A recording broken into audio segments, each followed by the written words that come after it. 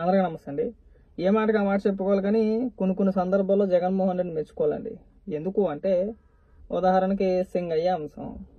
సింగయ్య ఎలా చనిపోయాడు అనేది రాష్ట్రం మొత్తం చూశారు, రాష్ట్ర ప్రజలందరూ చూశారు. జగన్మోహన్ రెడ్డి కారు కింద పడి చనిపోయాడు సింగయ్య.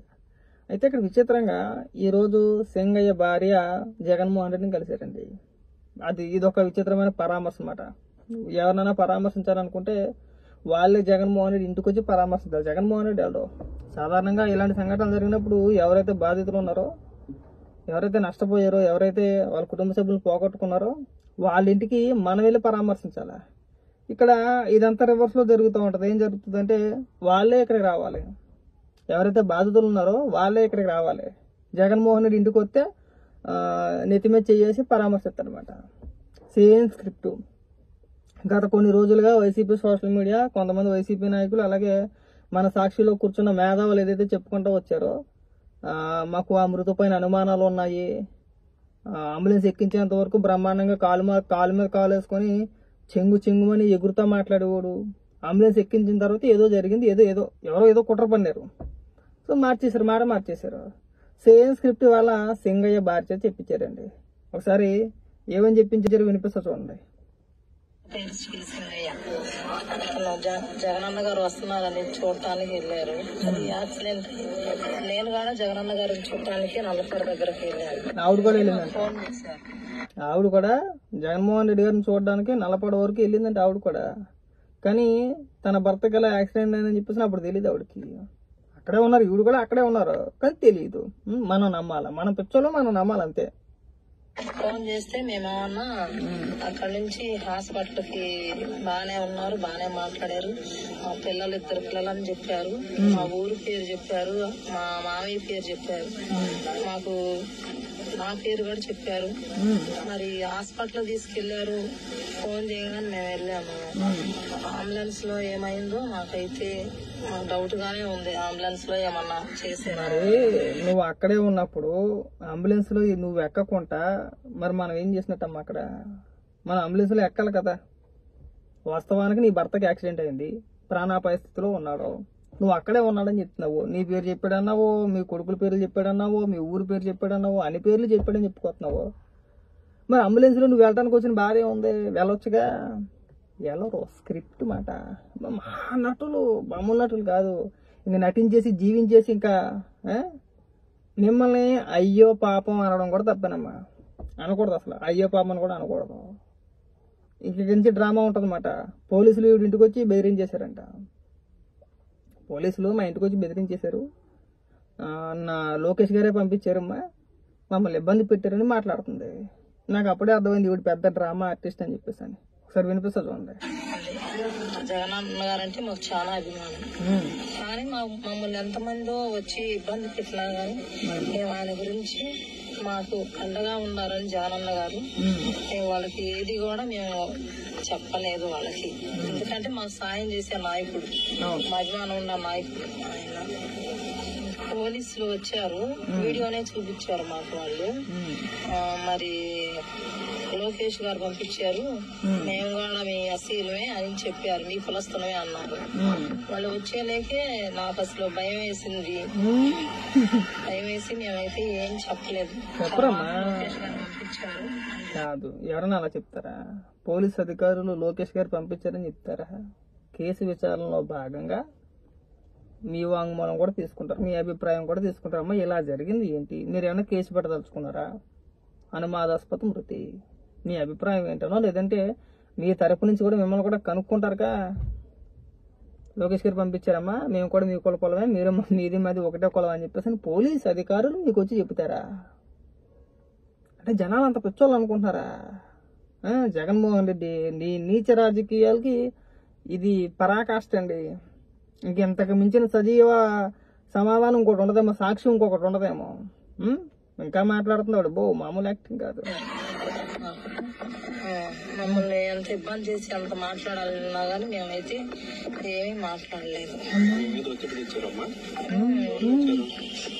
లోకేష్ గారు వాళ్ళే చాలా మంది 50 మంది మా ఇంటికి వచ్చారు.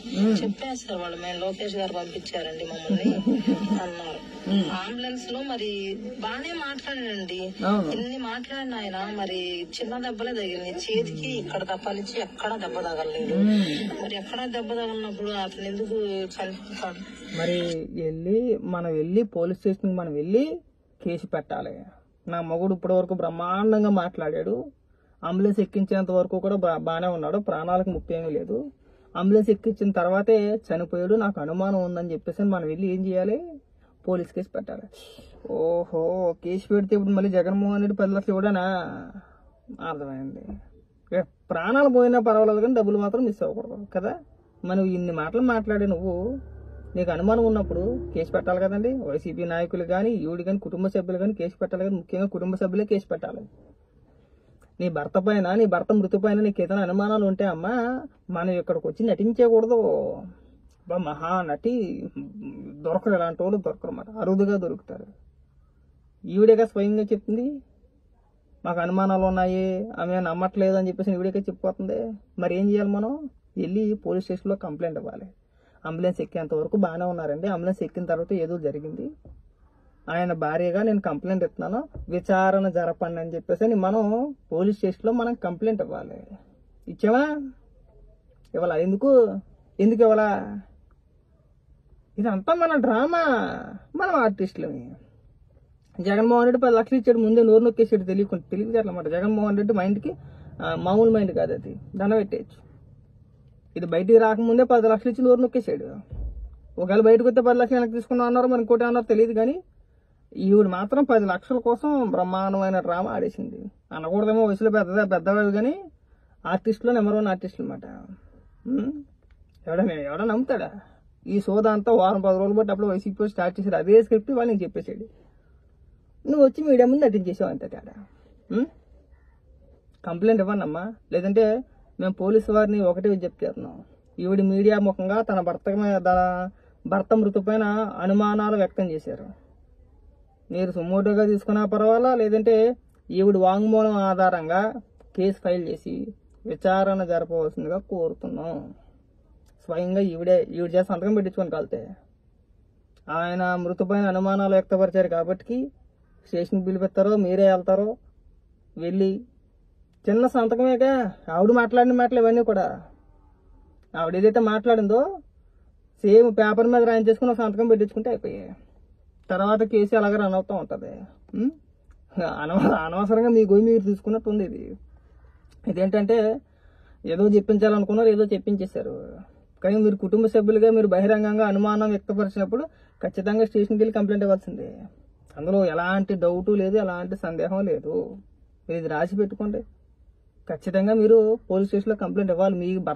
మీ భర్త మృతి పైన మీకు అనుమానాలు ఉంటే 100% వెళ్ళి మనం కంప్లైంట్ ఇవ్వాలి.